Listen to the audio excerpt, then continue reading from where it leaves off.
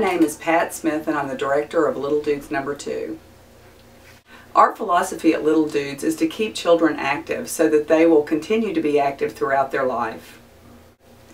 The children at Little Dudes, while they're inside, are active. They dance. They also sing traditional children's songs like Head and Shoulders, Knees and Toes, and do the activities that go with the songs. We also do yoga. Our outside play environment offers a variety of activities for the children. We have a playscape with a slide, and the children love to slide. We offer basketball by using a laundry basket, and that is one of the children's favorite activities. The staff keep the children very busy outside with teacher-led activities, follow the leader, hopping, skipping, and throwing the ball. Of course, the children have plenty of time to make their own choices, and it's fun to see what they come up with.